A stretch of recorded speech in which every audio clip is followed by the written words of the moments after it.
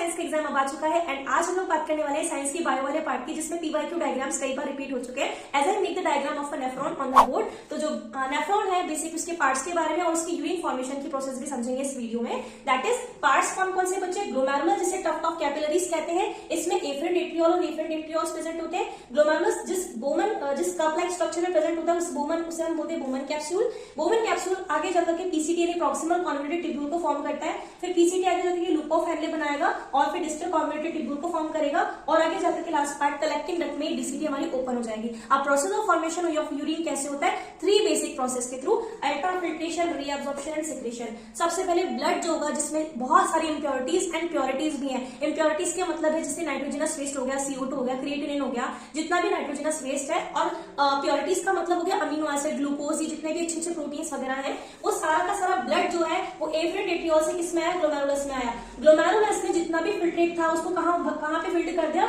हमारे Bowman capsule में। अब जितना भी फिल्ट्रेट था वो बोमन कैप्सूल में फिल्ड है और ब्लड जो है वापस एफरेंट एट्रियोल से किसमें चला जाता है बच्चों? वापस से किसमें चला जाता है? हार्ट की तरफ वापस से चला जाएगा। अब यहाँ पे ये जो प्रेशर की वजह से यहाँ पे फिल्ट्रेट अलग हुआ है ब्लड से, इसी को अल्ट्राफिल्ट्रेशन कहते हैं। ठीक है। रीअब्जॉर्प्शन कहाँ होता है? आपको पता होना चाहिए पीसीटी में एक स्पेशल टिश्यू पाया जाता है, simple cuboidal border brush epithelium. इस टिश्यू की वजह से यहाँ पे माइक्रोविलाई प्रेजेंट होते हैं। माइक्रोविलाई क्या करते हैं? अच्छी चीजों को रीअब्जॉर्ब कर लेंगे, मतलब अमीनो एसिड, ग्लूकोज, बाइकार्बोनेट्स, इन सबको एब्जॉर्ब कर लेंगे, न्यूट्रिएंट्स को एब्जॉर्ब कर लेंगे। और यहाँ पे सिक्रीशन किस चीज का करेंगे? सिक्रीशन मतलब ब्लड में क्या मौजूद है? ब्लड के अंदर हमारे पास में H+ आयंस और हमारे पास में जो पोटेशियम है, हमारे पास में जो पोटेशियम आयन है उसका क्या करेंगे, और अमोनिया का क्या करेंगे हम लोग? सिक्रीशन कर देंगे।